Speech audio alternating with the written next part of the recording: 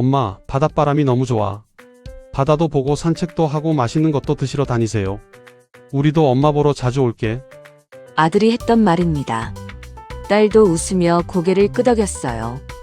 바닷가 외딴 오두막이었습니다. 마을에서 차로 20분을 더 들어가야 나오는 곳이었어요. 가장 가까운 가게까지 걸어서 40분. 이웃집은 보이지 않았습니다. 파도 소리만 들리는 곳에 엄마를 내려놓고 자식들은 차에 올라탔어요. 그날 이후 자식들은 연락하지 않았어요. 물론 찾아오지도 않았습니다. 엄마는 30년을 국밥집에서 일했어요. 새벽 4시부터 밤 11시까지. 비가 오나 눈이 오나 365일 하루도 쉬지 않았어요. 남편이 죽고 혼자서 두 아이를 키웠습니다. 아들은 의사가 됐고 딸은 판사가 됐어요. 병원도 차려줬고 사무실도 마련해줬고 결혼도 시켜줬고 집도 사줬습니다. 그런데 다 해주고 나니까 자식들이 엄마를 바닷가에 버렸습니다.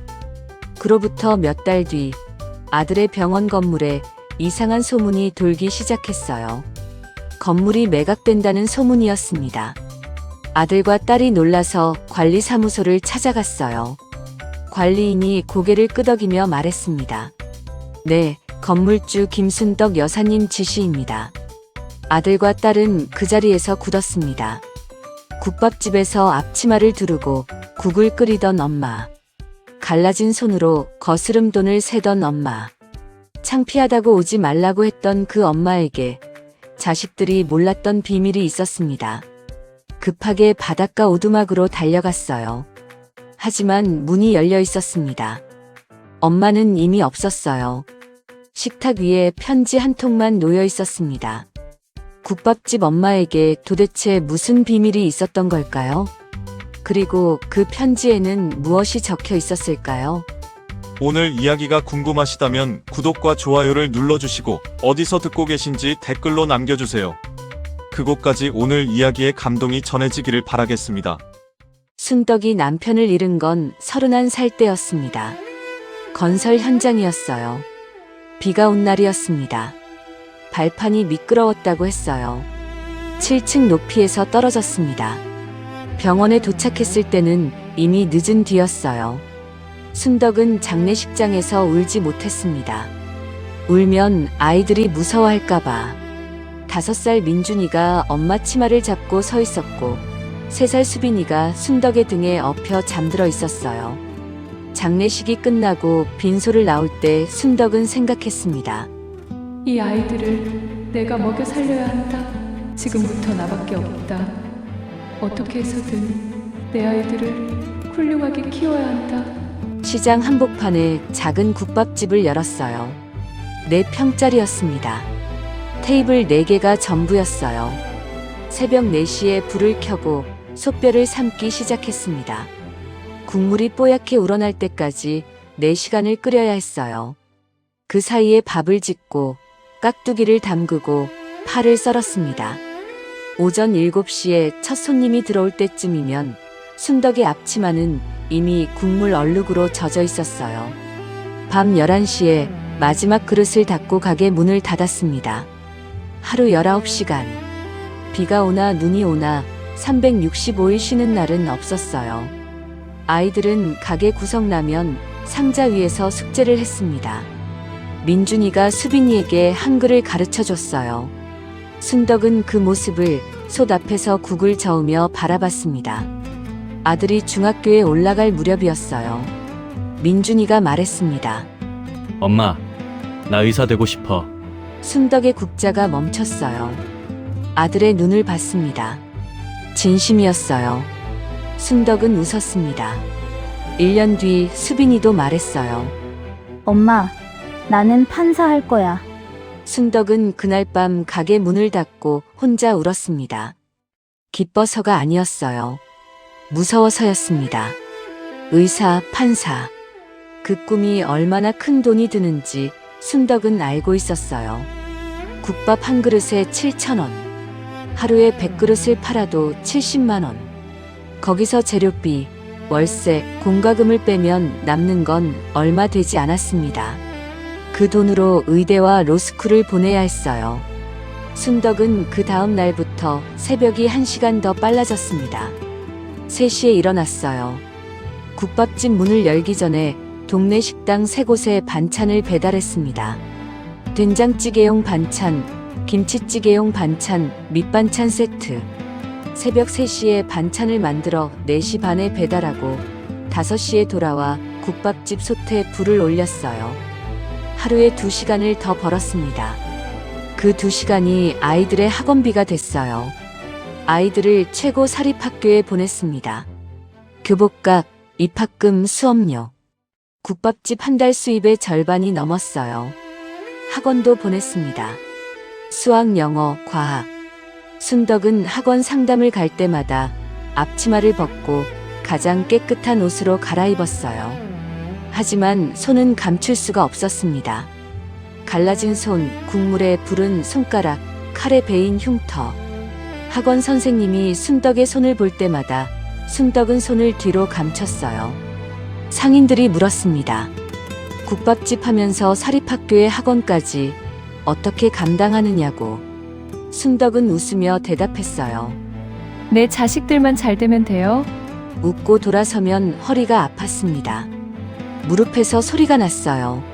새벽 3시부터 밤 11시까지 하루 20시간을 서서 일하는 몸이 버틸 수 있는 시간이 점점 줄어들고 있었어요. 하지만 순덕은 병원에 가지 않았습니다. 병원비가 아까웠어요. 그 돈이면 수빈이 학원 한 달치가 나왔으니까요. 밥은 제대로 먹지 못했어요. 손님이 남긴 국밥에 밥을 말아 서서 먹었습니다. 새 국밥을 끓여 먹는 건 아까웠어요. 재료비를 아껴야 하니까. 새벽에는 찬밥에 김치를 얹어 먹었습니다. 그게 순덕의 하루 식사였어요. 아이들은 몰랐습니다. 아이들이 학교에서 돌아오면 순덕은 항상 고기 반찬을 차려 놓았어요. 본인은 국물만 떠 마시면서. 순덕의 손은 해가 갈수록 더 갈라졌습니다. 허리는 조금씩 굽어갔어요. 머리카락에 흰색이 섞이기 시작했습니다.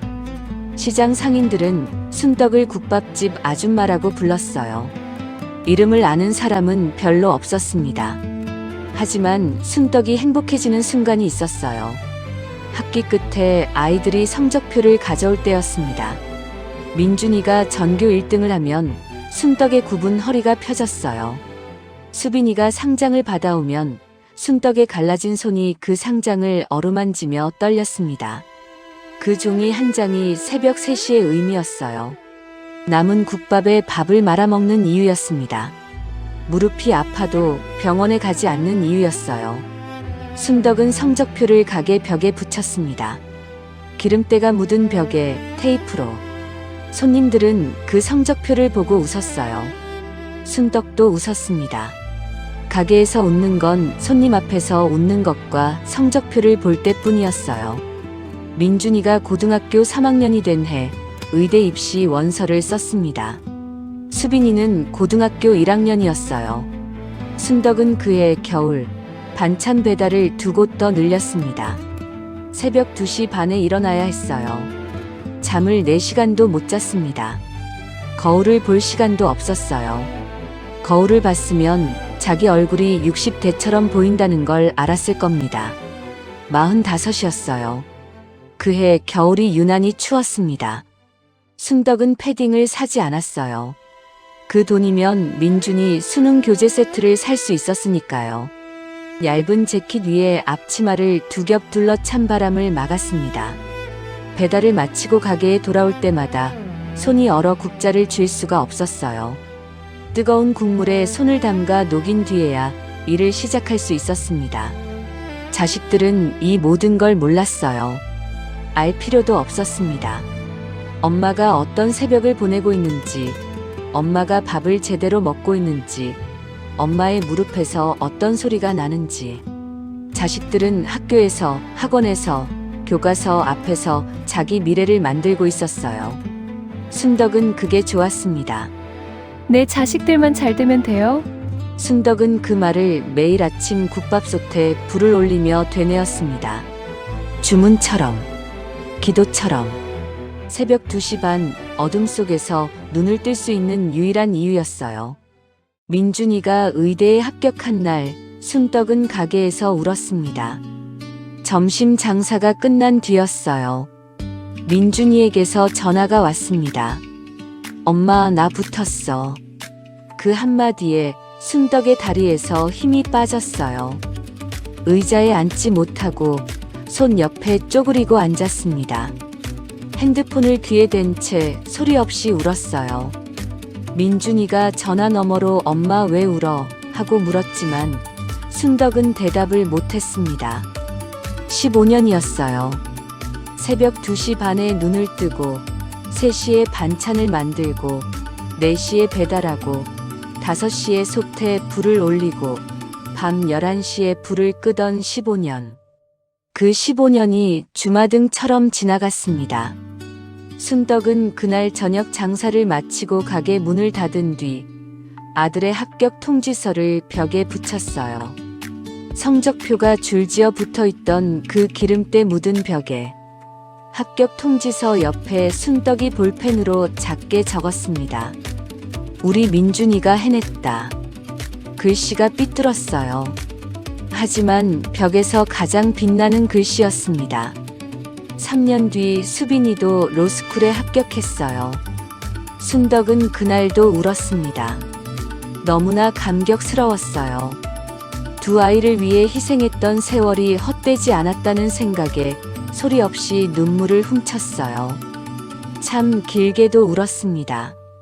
15년 동안 참았던 울음이 한꺼번에 쏟아졌어요. 두 아이 모두 해낸 거였어요. 남편이 죽고 혼자서 국밥 국물을 끓이고 반찬을 배달하고 남은 국밥에 밥을 말아 먹으면서 키운 아이들이 의사와 판사가 되는 거였습니다. 그렇게 세월이 또 흘렀어요. 민준이가 전문의를 따고 병원을 열고 싶다고 했습니다. 순덕은 아무 말도 하지 않았어요. 그날 밤 가게를 닫고 혼자 앉아 생각했습니다. 아들이 동기들 이야기를 한 적이 있었어요. 같이 전공에 하던 친구 아버지가 병원 건물을 사줬다. 다른 친구는 강남에 자리를 잡았다. 민준이는 그 이야기를 하면서 웃었어요. 나는 천천히 하면 되지 하고. 하지만 순덕은 알았습니다. 아들의 웃음 뒤에 뭐가 있는지. 초등학교 때 친구들이 해외여행 이야기를 할 때 숟가락이 느려지던 그 아이가 30년이 지나도 같은 표정을 짓고 있었어요. 기죽은 건 아닌데 기죽지 않으려고 애쓰는 표정. 순덕은 그 표정을 못 본 척할 수가 없었습니다. 다음 날 은행에 갔어요. 순덕에게는 아무도 모르는 통장이 하나 있었습니다. 국밥집을 하면서 반찬 배달을 하면서 한 푼도 쓰지 않고 모아온 돈이 아니었어요. 그것은 다른 이야기입니다. 그 이야기는 아직 할 때가 아니에요. 순덕은 시장 근처에 5층짜리 건물을 매입했습니다. 1층과 2층을 민준이의 병원으로 만들었어요. 인테리어 업체를 부르고 의료 장비를 주문하고 간판 시안을 고르는 것까지. 순덕은 인테리어가 뭔지도 몰랐어요. 업체 사장이 설명하는 말의 절반을 못 알아들었습니다. 하지만 다 알아듣는 척했어요. 국밥집 아줌마가 뭘 모른다는 티를 내면 업체가 대충 할까봐. 밤마다 핸드폰으로 인테리어 용어를 검색하고 다른 병원 사진을 찾아보고 다음날 미팅에서 그 단어를 써먹었습니다. 민준이에게 건물 열쇠를 줄 때 순덕은 말했어요. 민준아, 네 병원이야. 엄마가 국밥을 몇 년을 끓였는데 이런 거 하나 못 해주겠니? 웃으면서 말했습니다. 민준이는 더 묻지 않았어요. 순덕은 더 묻지 않는 게 고마웠습니다.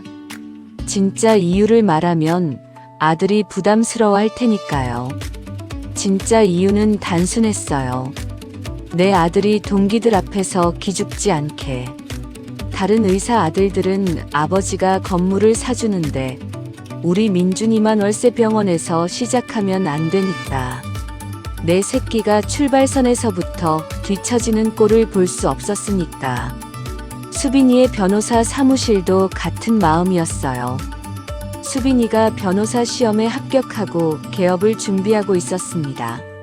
수빈이 동기들 이야기를 들었어요.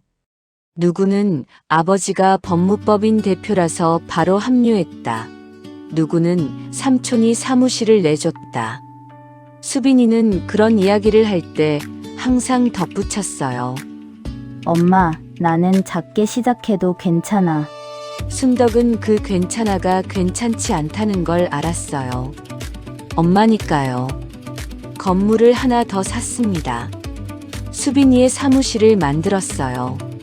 이번에도 순덕이 인테리어 업체를 만나고 가구를 고르고 간판을 달았습니다. 법률 사무실이 어떻게 생겨야 하는지 몰랐어요. 드라마에서 본 것밖에 없었습니다.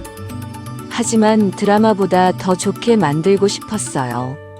수빈이의 의뢰인이 사무실에 들어왔을 때 이 변호사는 믿을만하다고 느끼게 해주고 싶었습니다. 딸이 능력으로 평가받기 전에 환경 때문에 깎이는 일이 없도록. 순덕은 사무실이 완성된 날 혼자 그 안에 앉아봤어요. 가죽 의자가 부드러웠습니다. 창문으로 햇빛이 들어왔어요. 벽에 수빈이의 변호사 자격증을 걸 자리가 비어 있었습니다. 순덕은 그 빈 벽을 바라보며 웃었어요. 그리고 가게로 돌아가 앞치마를 입고 솥 앞에 섰습니다. 이게 순덕의 일이었으니까요. 그 훌륭한 두 아이를 키워낸 순덕의 직장 안에서 가슴 뿌듯하게 웃었습니다. 순덕은 아이들의 결혼도 최고로 해주고 싶었습니다. 민준이의 상대는 같은 병원 의사였습니다. 집안이 좋았어요. 아버지가 교수, 어머니가 약사. 상견례 장소가 호텔 레스토랑이었습니다. 순덕은 가본 적이 없는 곳이었어요. 메뉴판에 가격이 적혀 있지 않았습니다. 포크와 나이프가 여러 개 놓여 있었는데 어느 것부터 잡아야 하는지 몰랐어요. 순덕은 무릎 위에 손을 올려놓고 상대방 어머니가 먼저 짚는 걸 보고 따라했습니다. 아들이 기죽으면 안 됐으니까요. 민준이의 장인 될 사람 앞에서 민준이 엄마가 쭈뼛거리면 안 됐으니까요. 순덕은 등을 펴고 앉았어요. 굽은 허리가 아팠지만 굽히지 않았습니다. 며느리 쪽 어머니가 순덕의 손을 한번 내려다봤어요. 갈라지고 굳은 살이 박힌 손. 시선이 잠깐 머물렀습니다. 순덕은 그 잠깐을 느꼈어요. 손을 테이블 아래로 내렸습니다. 결혼식은 최고급 호텔에서 올렸어요. 신혼집도 순덕이 마련했습니다. 강남의 아파트였어요. 며느리 쪽에서 혼수를 들여올 텐데 그 혼수가 들어갈 집이 초라하면 안 됐습니다. 며느리 어머니가 집을 보러 왔을 때 흠잡을 데가 없어야 했어요. 국밥집 하는 시어머니한테서 온 집이라고 상대방이 업신여기는 일이 생기면 그 업신여김은 결국 아들에게 갈 거였으니까요. 순덕은 그게 무서웠어요. 수빈이 결혼도 같았습니다. 상대가 검사였어요. 역시 집안이 좋았습니다. 시댁에서 신혼집을 마련해줬어요. 순덕은 혼수를 해야 했습니다.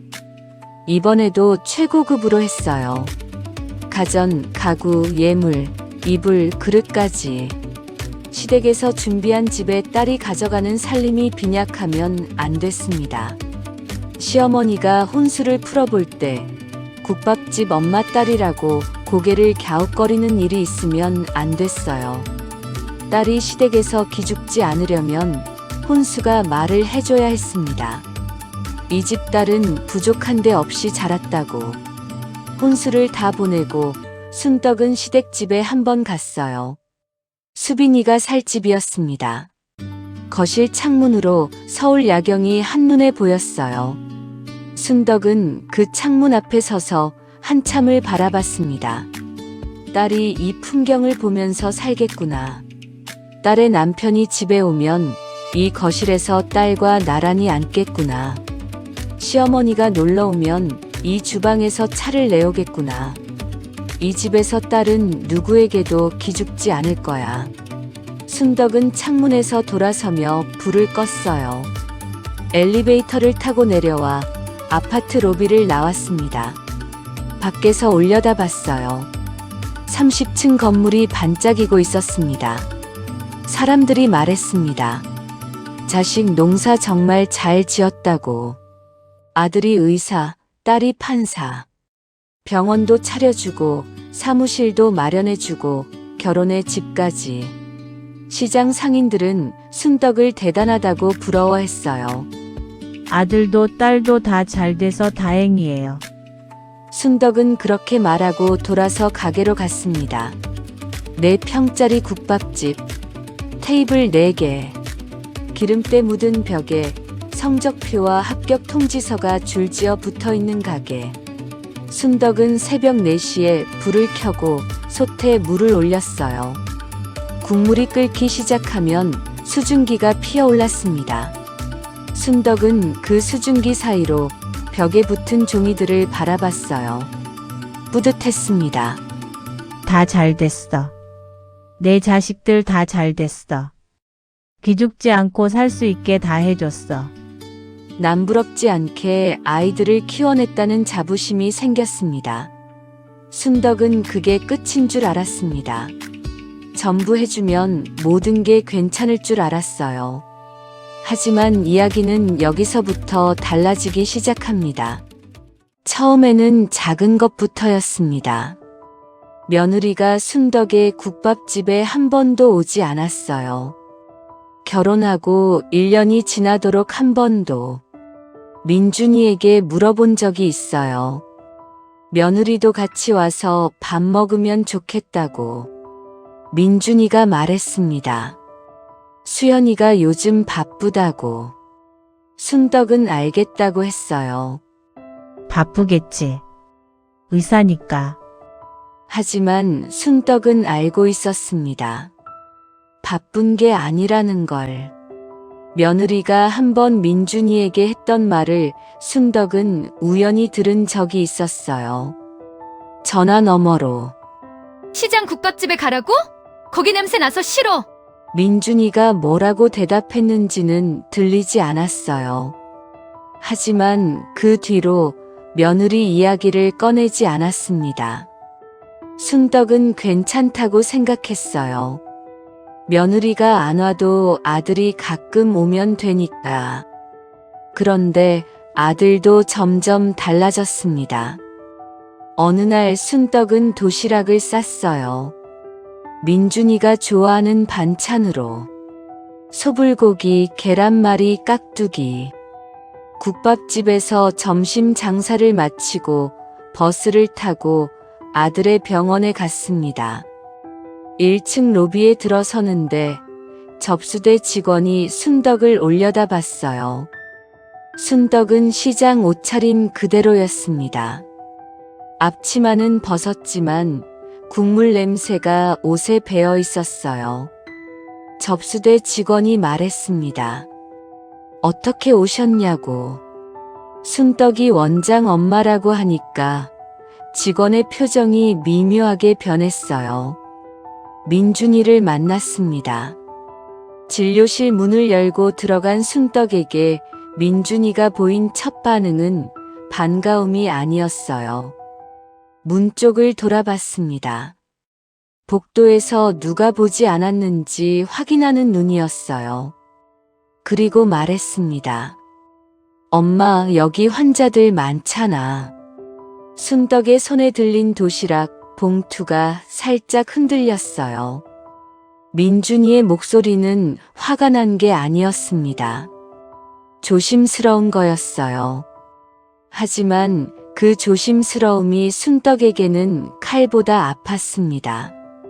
환자들이 많다. 그건 오지 말라는 뜻이었어요. 순덕은 도시락을 책상 위에 올려놓고 웃었습니다. 그래, 바쁘구나. 엄마 갈게. 3분도 안 되는 방문이었어요.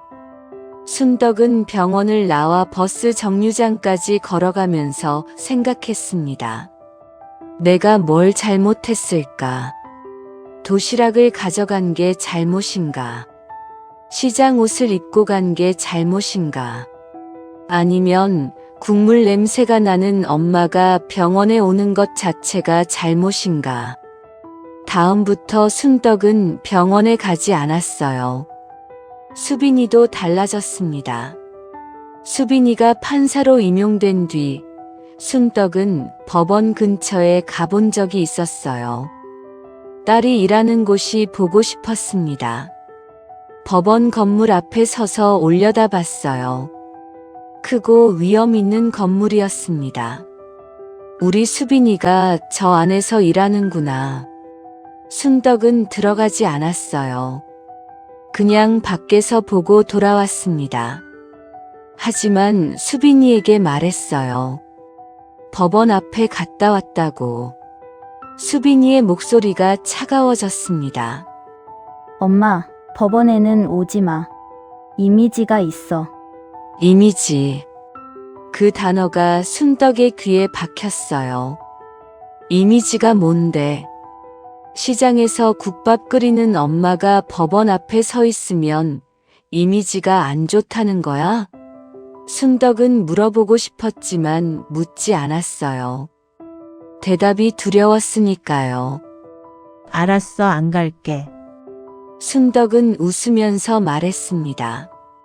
전화를 끊고 가게 의자에 앉아 한참을 멍하니 있었어요. 명절이 왔습니다.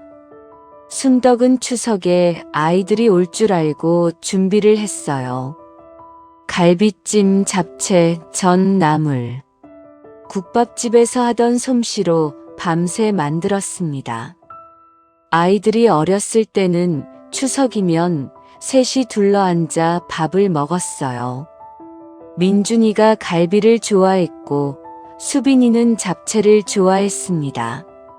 순덕은 두 아이의 접시에 먼저 덜어주고 자기는 국물만 떠마셨어요. 그때는 그게 행복이었습니다. 민준이에게서 연락이 왔어요. 올해 추석은 수연이랑 해외여행을 가기로 했다고. 미안하다고요. 순덕은 괜찮다고 했어요. 수빈이에게서도 연락이 왔습니다. 시댁에서 명절을 보내야 한다고. 순덕은 그것도 괜찮다고 했어요. 추석 당일 순덕은 혼자 밥상 앞에 앉았습니다. 갈비찜이 식어가고 있었어요. 잡채가 그대로 있었고 전이 접시 위에 쌓여 있었습니다. 세 사람이 먹을 양이었어요. 순덕은 젓가락을 들었다가 내려놓았습니다. 입맛이 없었어요. 갈비찜을 랩으로 싸서 냉장고에 넣었습니다. 다음 날도 그 다음 날도 냉장고에서 꺼내지 않았어요. 결국 버렸습니다. 전화가 점점 짧아졌어요. 처음에는 10분씩 통화하던 아들과의 전화가 5분이 됐고 3분이 됐고 나중에는 1분도 되지 않았습니다. 바쁘다고 나중에 전화한다고 하더니 그 나중에는 오지 않았어요. 순덕이 먼저 전화하면 받지 않을 때가 많아졌습니다. 부재중 전화 표시만 남았어요. 순덕은 하루에 한 번 전화하던 것을 이틀에 한 번으로 줄였어요. 그래도 안 받았습니다. 사흘에 한 번, 일주일에 한 번. 결국 순덕이 전화를 거는 횟수가 줄었어요. 자식들이 먼저 전화하는 일은 거의 없었습니다. 손주가 태어났어요. 민준이의 아들이었습니다. 순덕은 손주를 보러 산후조리원에 갔어요. 직접 미역국을 끓여 냄비째 들고 갔습니다. 새벽에 일어나 최고급 미역을 골라 한우 사골로 국물을 냈어요. 국밥집 30년 솜씨를 전부 담았습니다. 며느리가 먹을 거니까. 내 손주를 낳아준 사람이니까. 새 옷을 사입었어요. 가게 국밥 냄새가 나지 않도록 옷을 3번 빨았습니다. 조리원 로비에 들어서니 며느리 어머니가 이미 와 있었어요. 꽃다발, 유기농, 산후 보양식 세트, 명품 아기 옷 선물 박스가 테이블 위에 놓여 있었습니다. 순덕은 손에 든 미역국 냄비를 내려다봤어요. 스테인리스 냄비에 비닐을 씌워 고무줄로 묶은 거였습니다. 며느리 어머니의 선물들 옆에 놓으니까 동네 아줌마가 이웃집에 갖다 주는 것처럼 보였어요. 방에 들어갔습니다. 며느리가 침대에 앉아 있었고 며느리 어머니가 옆에서 손주를 안고 있었어요. 둘이 웃고 있었습니다.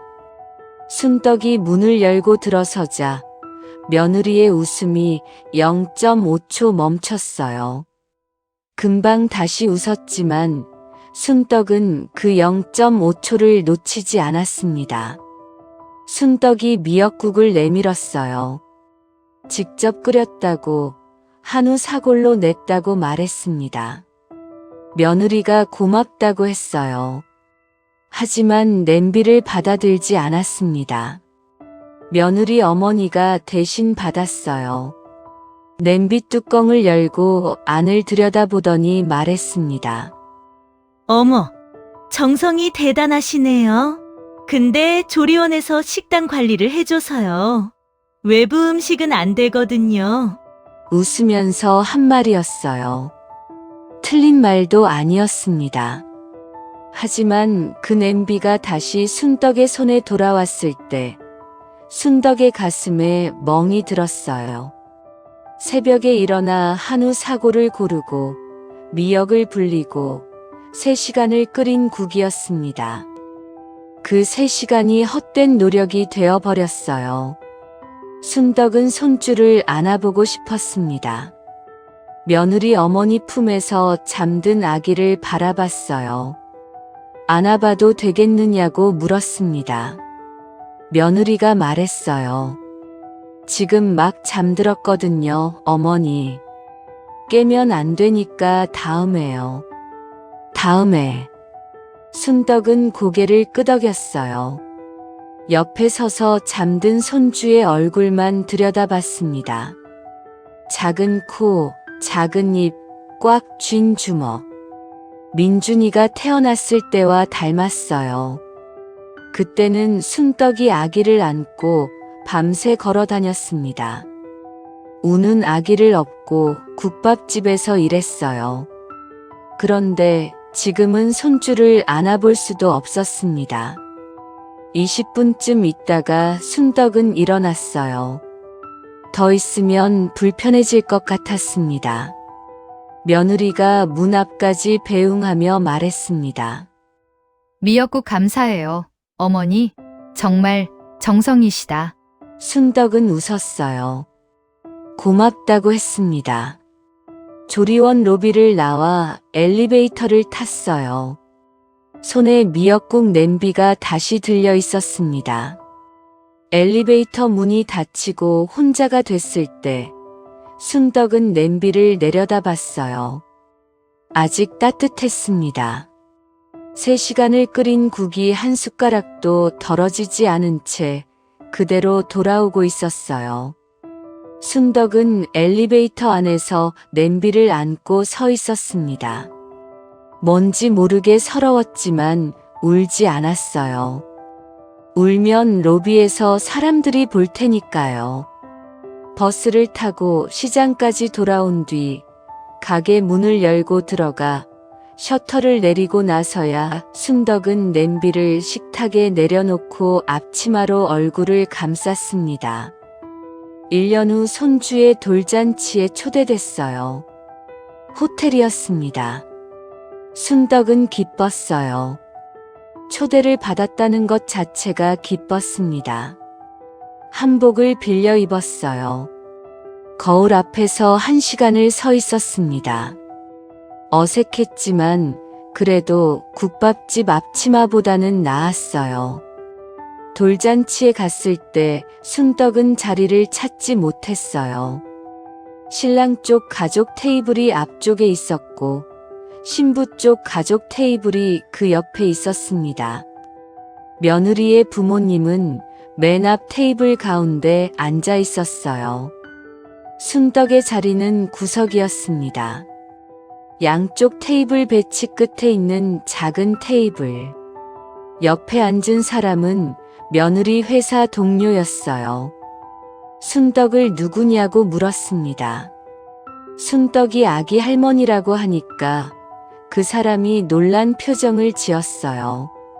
할머니가 왜 여기 앉아 계시냐고. 순덕은 웃었습니다.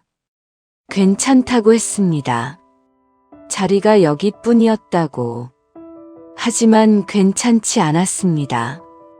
돌잔치 내내 순덕은 구석에 앉아 멀리서 손주를 바라봤어요. 안아보지 못했습니다. 며느리 쪽 가족들이 둘러싸고 있었고 순덕이 다가가면 자리가 어색해질 것 같았어요. 순덕은 구석에서 손주의 얼굴을 보려고 고개를 빼고 있었습니다. 돌잔치가 끝나고 순덕은 호텔을 나왔어요. 한복이 불편해서 택시 안에서 계속 옷매무새를 고쳤습니다. 집에 도착해서 한복을 벗고 평소 옷으로 갈아입었어요. 거울 앞에 섰습니다. 국밥집 아줌마의 모습이 돌아와 있었어요. 한복을 입어도 구석에 앉는 사람은 평소 옷을 입어도 구석인 거구나. 순덕은 거울에서 눈을 돌렸습니다. 순덕은 가게에서 혼자 밥을 먹는 횟수가 늘었어요. 예전에는 남은 국밥에 밥을 말아 먹는 것이 돈을 아끼기 위해서였습니다. 지금은 달랐어요. 혼자 먹으니까 국밥 한 그릇이면 충분했습니다. 같이 먹을 사람이 없으면 반찬을 만들 이유도 없었어요. 순덕은 솥에서 국을 한 국자 떠서 밥에 부었습니다. 서서 먹었어요. 앉아서 먹으면 빈 의자가 보이니까. 테이블 4개에 의자가 8개. 전부 비어 있었습니다. 순덕은 서서 먹는 게 편했어요. 밤 11시에 가게 문을 닫고 불을 끄면 시장 골목이 조용해졌습니다. 순덕은 셔터를 내리고 자물쇠를 잠그면서 핸드폰을 꺼냈어요. 부재중 전화가 없었습니다. 카톡도 없었어요. 화면에 시계만 떠 있었습니다. 순덕은 핸드폰을 주머니에 넣고 집으로 걸어갔습니다. 걸어가면서 생각했어요. 자식들에게 전부 해줬습니다. 병원 건물, 사무실 건물, 결혼, 신혼집, 혼수. 기죽지 않게 다 해줬어요. 그런데 돌아오는 건 점점 짧아지는 전화와 점점 길어지는 침묵이었습니다. 순덕은 이해하려 했어요. 바쁘겠지. 각자 가정이 있으니까. 그래도 괜찮아. 내 자식들 잘 살고 있으면 그걸로 된 거야. 하지만 밤마다 혼자 걸어가는 시장 골목이 조금씩 더 길어지는 것 같았습니다. 같은 길인데 발이 느려지고 있었어요. 집에 도착해도 불을 켜는 게 싫었습니다.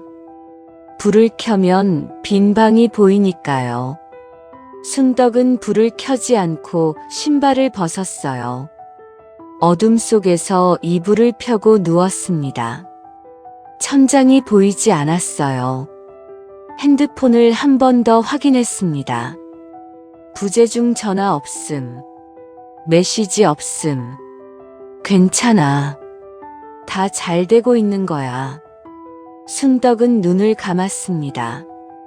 하지만 잠이 오지 않았어요. 새벽 4시 알람이 울릴 때까지 순덕은 어둠 속에서 천장을 바라보고 있었습니다. 손주 돌잔치 이후 1년이 지났습니다. 순덕이 쓰러진 건 가게 아니었습니다. 점심 장사가 한창 때였어요. 국을 퍼담으려고 솥 앞에 섰는데 눈앞이 갑자기 하얘졌습니다. 다리에 힘이 빠졌어요. 국자를 놓쳤습니다. 국자가 솥 안에 빠지면서 국물이 튀었고 순덕은 그 자리에 주저앉았어요. 옆에 있던 시장 반찬가게 사장님이 뛰어들어와 순덕을 부축했습니다. 손님들이 놀라서 일어섰어요. 순덕은 괜찮다고 했지만 일어설 수가 없었습니다. 다리가 말을 듣지 않았어요. 병원에 실려갔습니다. 의사가 검사 결과를 보더니 한참 동안 말이 없었어요. 그리고 말했습니다. 과로와 영양 결핍으로 몸이 심하게 망가져 있다고. 무릎 연골이 거의 닳았고 허리 디스크가 3군데 나와 있고 빈혈이 심하고 혈압이 위험 수준이라고. 지금 당장 장사를 접고 쉬어야 한다고. 순덕은 의사의 말을 들으면서 딴 생각을 하고 있었어요. 점심 장사가 중간에 끊겼는데 손님들이 어떻게 됐을까? 솥에 불을 안 껐는데 누가 꺼줬을까? 국자를 건져야 하는데 의사가 입원하라고 했지만 순덕은 가게 걱정뿐이었습니다. 하지만 몸이 따라주지 않았어요. 걸으면 무릎에서 소리가 났고 솥 앞에 서면 허리가 끊어질 것 같았고 국을 퍼 담으려면 팔이 떨렸습니다. 30년 동안 하루도 쉬지 않고 혹사한 몸이 마침내 멈추겠다고 선언한 거였어요. 병원에서 아이들에게 연락이 갔습니다.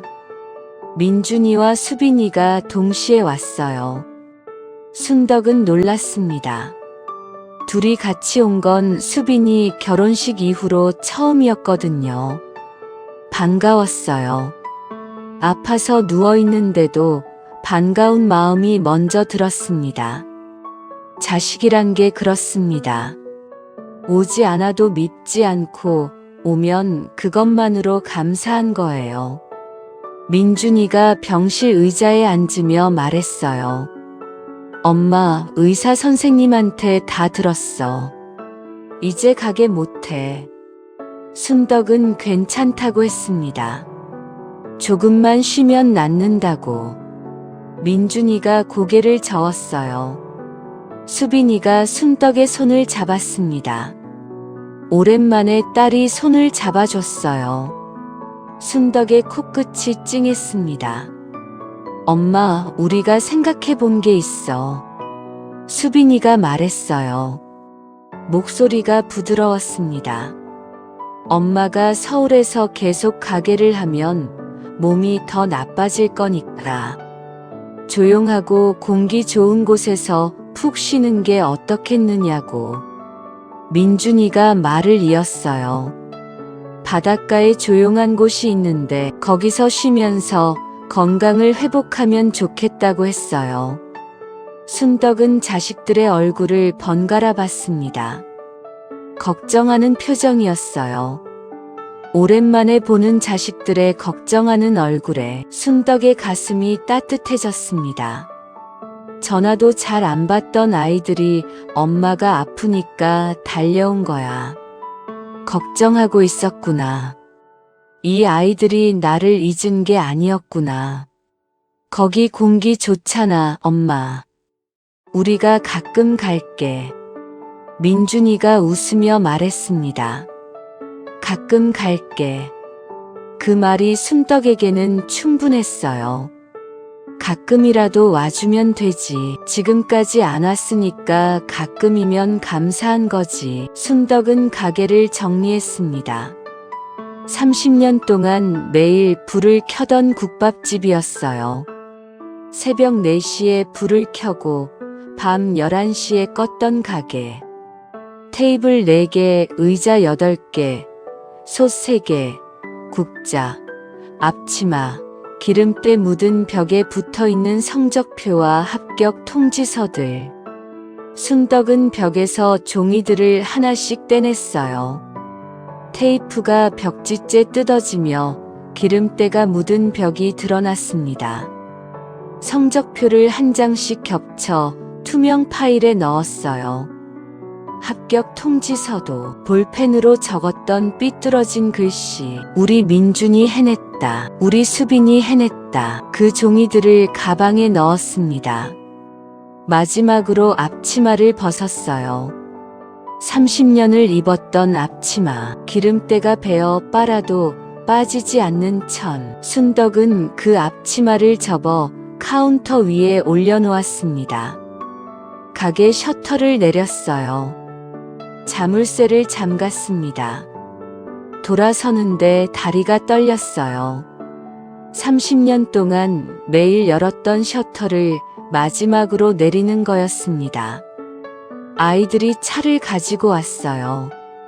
검은색 고급 SUV였습니다. 순덕이 뒷자리에 탔어요. 짐은 작은 가방 하나뿐이었습니다. 옷 몇 벌, 성적표가 든 투명 파일, 핸드폰. 30년을 살았는데 가져갈 게 그것뿐이었어요. 차가 서울을 벗어났습니다. 고속도로를 타고 국도를 빠져나가고 해안도로를 따라 한참을 더 달렸어요. 마을이 점점 작아지더니 결국 사라졌습니다. 차가 비포장 도로로 접어들었어요. 덜컹거리며 20분을 더 들어갔습니다. 오두막이 나타났어요. 작은 나무집이었습니다. 바다가 바로 앞에 보였어요. 파도 소리가 들렸습니다. 다른 건물은 보이지 않았어요. 가장 가까운 가게까지 걸어서 40분. 이웃집은 없었습니다. 순덕은 차에서 내려 오두막을 바라봤어요. 바닷바람이 불었습니다. 서울과는 다른 공기였어요. 여기 좋다. 순덕이 말했어요. 진심이었습니다. 도시 소음 대신 파도 소리, 시장 냄새 대신 바다 냄새. 순덕은 좋다고 생각했어요. 자식들이 골라준 곳이니까 더 좋았습니다. 민준이가 짐을 오두막 안에 넣어줬어요. 수빈이가 냉장고에 음식을 채워 넣었습니다. 이불도 새로 가져왔어요. 순덕은 아이들이 이것저것 챙겨주는 모습을 보면서 기분이 좋았습니다. 이렇게 신경 써주는 게 얼마만인지. 민준이가 시계를 봤어요. 서울로 돌아가야 한다고 했습니다. 수빈이도 일이 있다고요. 순덕은 알겠다고 했어요. 바쁘겠지. 괜찮아. 우리 가끔 올게, 엄마. 수빈이가 차에 타며 말했어요. 가끔 올게. 또 그 말이었습니다. 순덕은 웃으며 손을 흔들었어요. 차가 비포장 도로를 따라 멀어졌습니다. 먼지가 일었어요. 차가 작아지다가 보이지 않았습니다.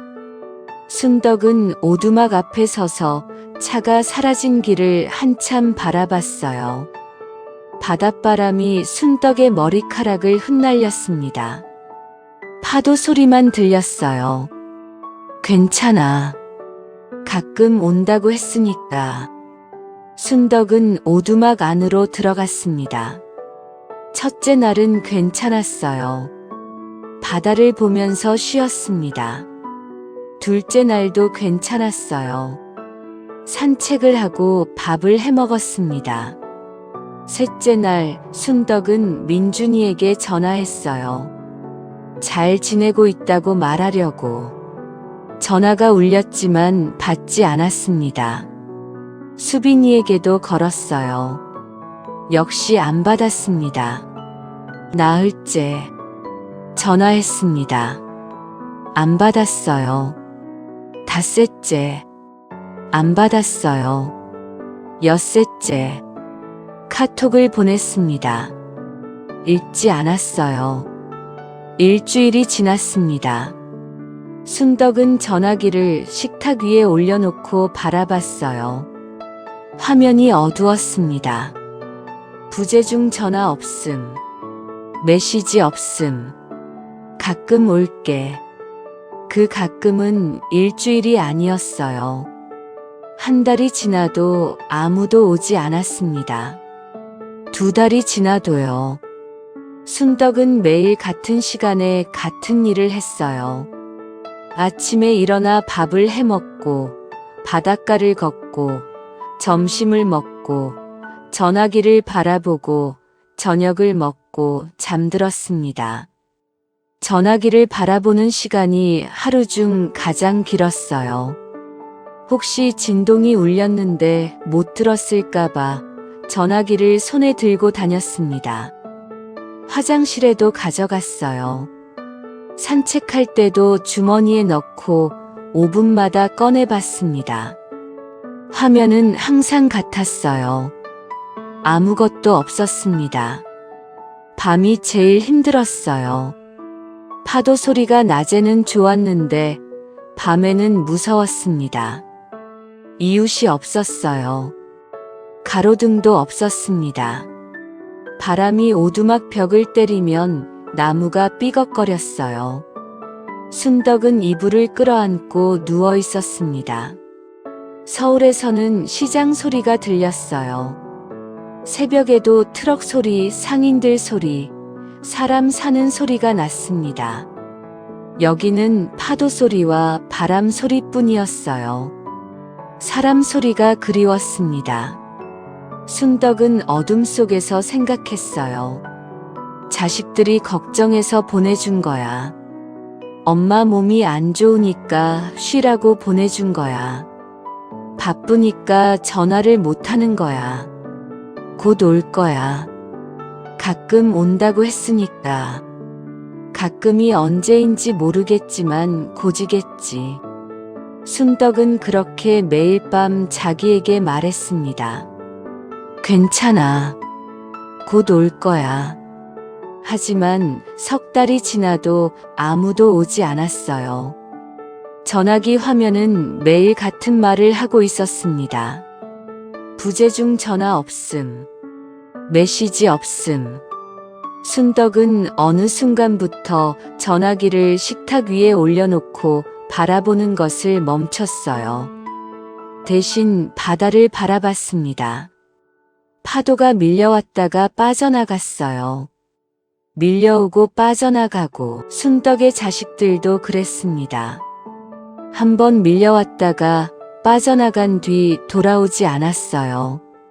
바닷가에 엄마를 보내고 나서 민준이와 수빈이의 일상은 달라지지 않았습니다.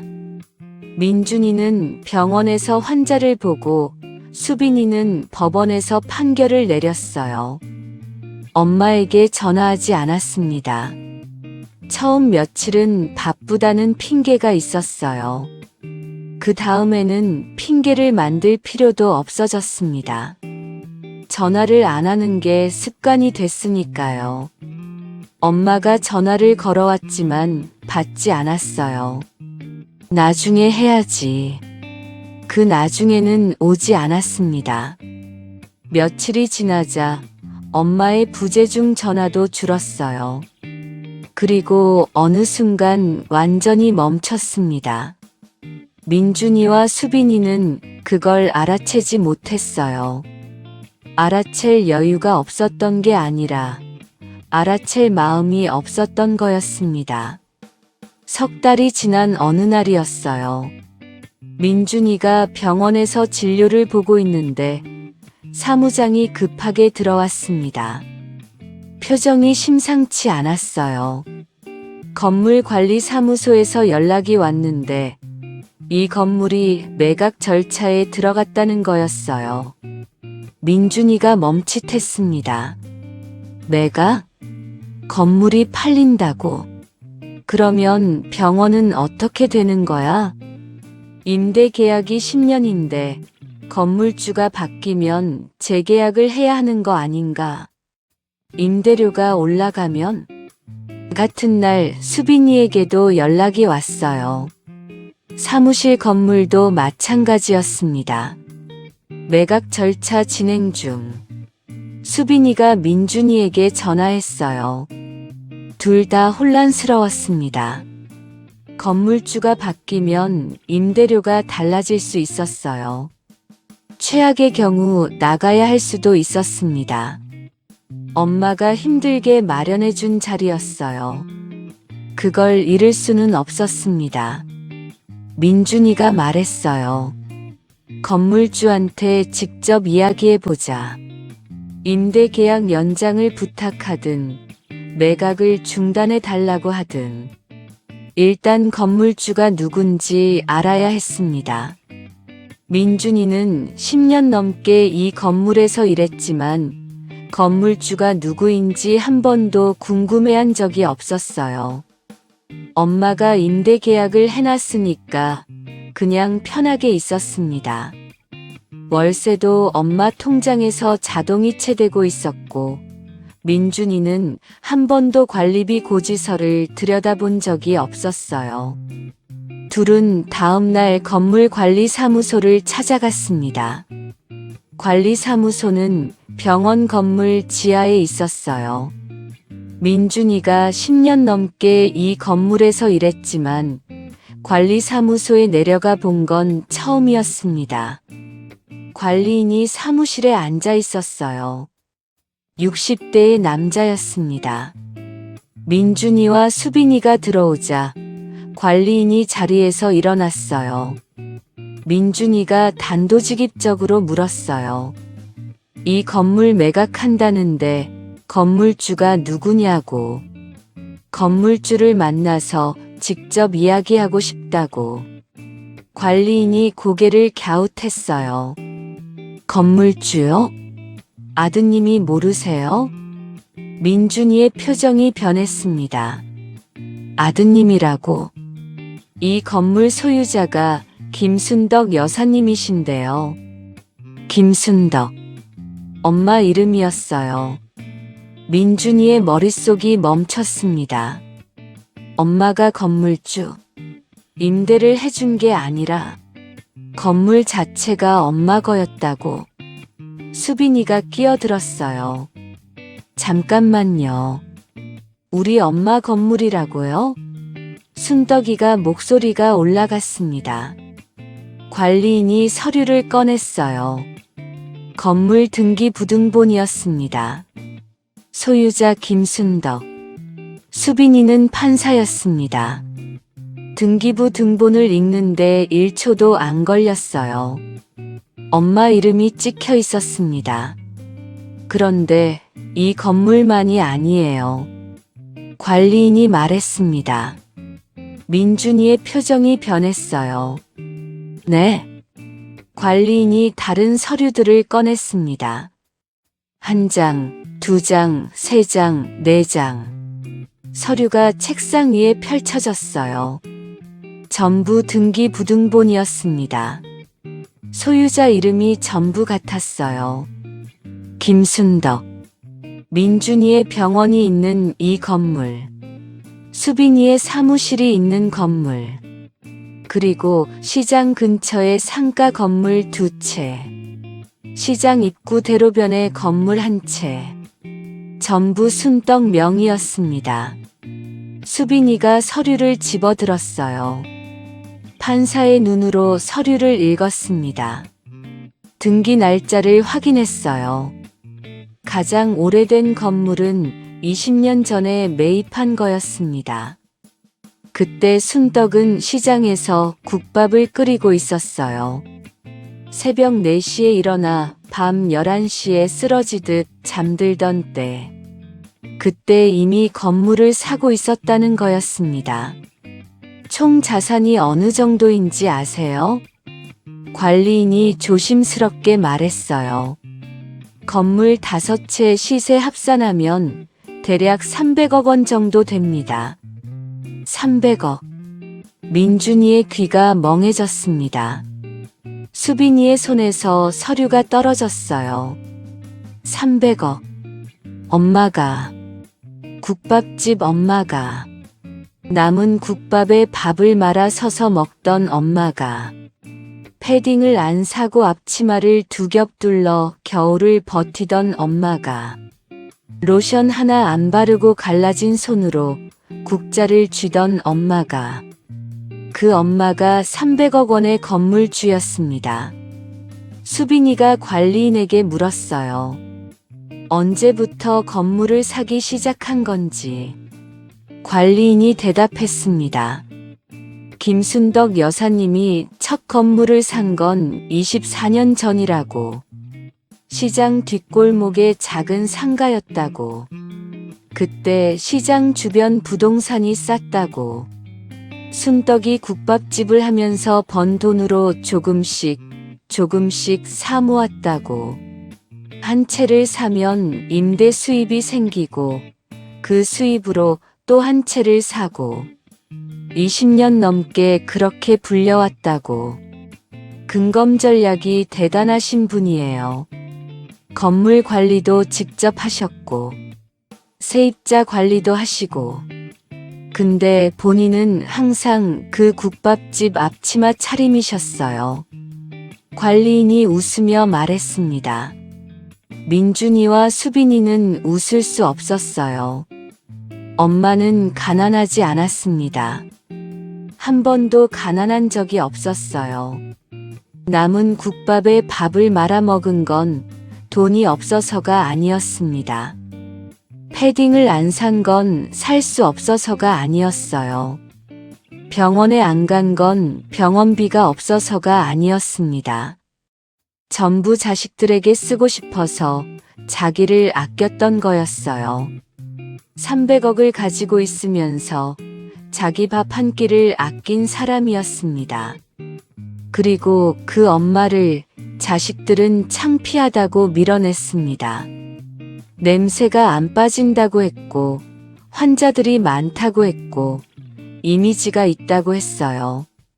손주도 못 앉게 했고, 돌잔치에서 구석에 앉혔고, 전화도 받지 않았습니다.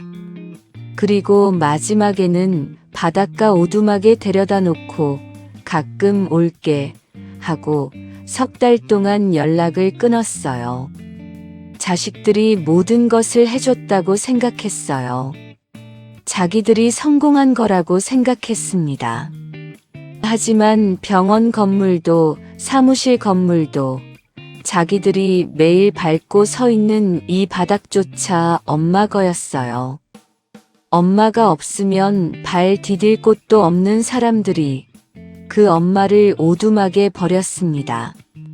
법무법인을 통해 모든 건물 매각과 자산 정리를 진행하라고 하셨습니다. 지시가 이미 내려온 상태예요. 민준이와 수빈이는 관리사무소를 나왔어요.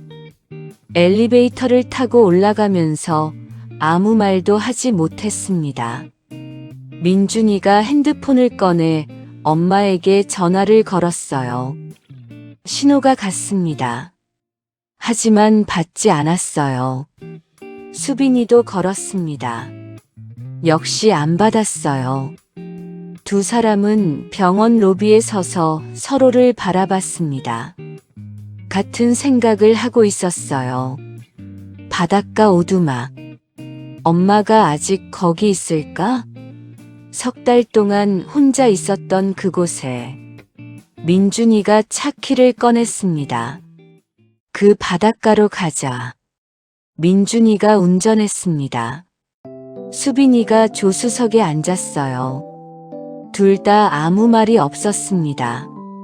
고속도로를 타고 국도를 빠져나가고 해안도로를 따라 달렸어요. 3달 전에 왔던 길이었습니다. 그때는 엄마를 태우고 왔어요. 엄마가 뒷자리에 앉아 있었습니다. 작은 가방 하나를 옆에 두고 창밖을 바라보고 있었어요. 그때 순떡이 말했습니다. 여기 좋다 하고, 자식들이 골라준 곳이니까 좋다고. 그 말이 지금 민준이의 머릿속에서 맴돌았어요. 엄마는 그때 진심이었습니다. 자식들이 걱정해서 보내주는 거라고 믿었어요. 비포장 도로로 접어들었습니다. 차가 덜컹거렸어요. 수빈이가 처음으로 입을 열었습니다. 오빠, 엄마 있을까? 민준이가 대답하지 못했어요. 모르겠습니다. 석 달 동안 전화를 받지 않았으니까요. 관리인은 법무법인을 통해서만 연락이 왔다고 했습니다. 엄마가 직접 모습을 보인 건 언제가 마지막이었을까? 민준이는 그것조차 기억나지 않았어요. 오두막이 보였습니다. 민준이가 차를 세웠어요. 엔진을 끄기 전에 알았습니다. 뭔가 달랐어요. 오두막 문이 열려 있었습니다. 활짝. 바닷바람이 안으로 들어가 커튼을 흔들고 있었어요. 석 달 전에 순떡이 서 있던 자리에 아무도 없었습니다. 수빈이가 먼저 차에서 내렸어요. 뛰다시피 오두막으로 갔습니다. 문을 밀고 안으로 들어갔어요. 텅 비어 있었습니다. 이불이 없었어요. 옷이 없었습니다. 신발이 없었어요. 냉장고 문이 열려 있었는데 안이 비어 있었습니다. 전기가 끊겨 있었어요. 순떡의 흔적이라고 할 만한 것이 하나도 남아있지 않았습니다. 사람이 여기 살았다는 증거가 없었어요. 바닷바람이 빈 방 안을 돌아다니고 있었습니다. 민준이가 뒤따라 들어왔어요. 방 안을 둘러봤습니다. 아무것도 없었어요. 그런데 하나가 보였습니다. 식탁. 작은 나무 식탁 위에 하얀 봉투가 놓여 있었어요. 식탁 한가운데, 정확하게 가운데에 순떡이 놓고 간 게 분명했습니다. 봉투 앞면에 글씨가 적혀 있었어요. 또박또박한 글씨. 순떡의 글씨였습니다. 민준이 수빈이에게. 수빈이가 봉투를 집었어요. 손이 떨렸습니다. 봉투를 뜯었어요. 안에 편지지 한 장이 들어 있었습니다. 접힌 종이를 펼쳤어요. 순덕의 손글씨가 적혀 있었습니다. 맞춤법이 몇 군데 틀려 있었어요. 글씨가 삐뚤었습니다. 하지만 한 글자 한 글자 정성껏 쓴 게 보였어요. 수빈이가 소리내어 읽었습니다. 목소리가 떨렸어요. 민준아, 수빈아. 엄마가 편지를 쓴다. 글을 잘 못 써서 짧게 쓸게. 수빈이의 눈에서 눈물이 떨어졌어요. 편지지 위로. 엄마는 평생 너희가 자랑이었다. 민준이가 의사 됐을 때, 수빈이가 판사 됐을 때, 엄마는 세상을 다 가진 것 같았다. 그때가 엄마 인생에서 가장 행복한 날이었어. 민준이가 벽에 등을 기대고 천장을 바라봤어요. 입술을 깨물었습니다. 너희한테 다 해주고 싶었다. 기죽지 않게. 누구 앞에서도 작아지지 않게. 그래서 건물도 사고, 병원도 만들고, 사무실도 만들고, 결혼도 시켜줬다. 엄마가 할 수 있는 건 전부 했다. 수빈이의 목소리가 갈라졌어요. 읽기가 힘들었습니다. 하지만 멈추지 않았어요. 그런데 엄마가 한 가지 못한 게 있더라. 엄마 인생을 사는 거. 너희 인생을 만들어주느라 엄마 인생은 한 번도 살아본 적이 없었어. 64년을 살았는데 나를 위해 산 날이 하루도 없었다. 민준이의 눈에서 눈물이 흘렀습니다. 소리가 나지 않았어요. 입을 꽉 다문 채 눈물만 흘러내렸습니다. 원망하는 거 아니다. 진짜 아니야. 너희가 잘 되는 게 엄마 인생이었고, 그걸 후회하지 않아. 하지만 이제 엄마도 엄마 인생을 살아보려고 한다. 늦었지만 지금이라도. 수빈이가 편지를 잡은 손이 격하게 떨렸어요. 눈물이 편지지 위에 떨어져 글씨가 번지기 시작했습니다. 건물은 다 정리했다. 너희 병원이랑 사무실은 새 건물주한테 임대계약 연장해 놨으니까 걱정 마라. 엄마가 마지막으로 해줄 수 있는 거다. 마지막으로 해줄 수 있는 거. 모든 걸 정리하면서도 자식들의 병원과 사무실 임대 계약은 연장해 놓은 거였어요. 떠나면서도 떠나는 마지막 순간까지도 자식 걱정을 한 거였습니다. 엄마는 멀리 간다. 찾지 마라. 엄마가 어디 있는지 궁금하면 그건 엄마가 잘 살고 있다는 뜻이다. 몸 건강하고 밥 잘 먹고 행복하게 살아라. 엄마가 그걸로 됐다. 수빈이가 마지막 줄을 읽었어요. 사랑한다. 엄마가. 편지가 끝났습니다. 수빈이의 무릎이 꺾였어요. 바닥에 주저앉았습니다. 편지를 가슴에 안고 울었어요. 소리가 났습니다. 참을 수 없는 울음이었어요. 오두막 안에서 수빈이의 울음소리가 벽에 부딪혀 울렸습니다. 민준이는 벽에서 등을 떼지 못했어요.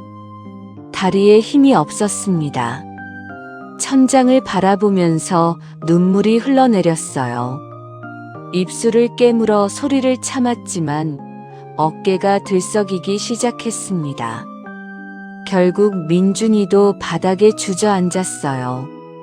형과 동생이 작은 오두막 바닥에 나란히 주저앉아 울고 있었습니다. 찾지 마라. 엄마가 그렇게 썼어요. 하지만 민준이는 핸드폰을 꺼냈습니다. 엄마에게 전화를 걸었어요. 신호가 가지 않았습니다. 이 번호는 현재 사용되지 않는 번호입니다. 민준이의 손에서 핸드폰이 떨어졌어요. 수빈이도 걸어봤습니다. 같은 안내 음성이었어요.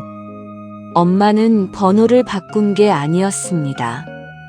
번호를 없앤 거였어요. 연결 자체를 끊은 거였습니다.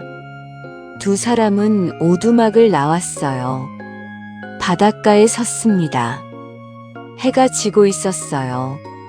수평선이 주황색으로 타오르고 있었습니다. 파도가 밀려왔다가 빠져나갔어요. 밀려오고 빠져나가고. 민준이가 바다를 바라보며 생각했습니다. 엄마가 석 달 동안 이 바다를 보면서 무슨 생각을 했을까? 전화기를 식탁에 올려놓고 울리지 않는 화면을 바라보면서 무슨 생각을 했을까?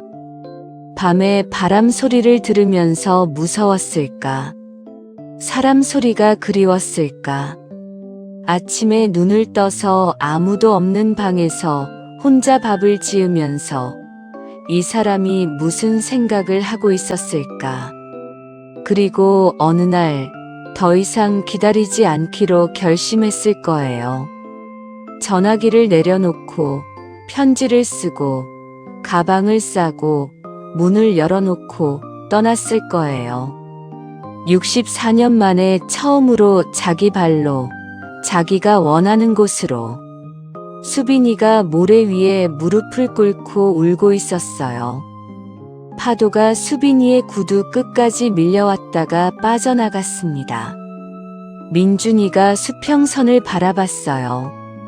해가 반쯤 가라앉아 있었습니다. 엄마가 어디에 있는지 몰랐어요.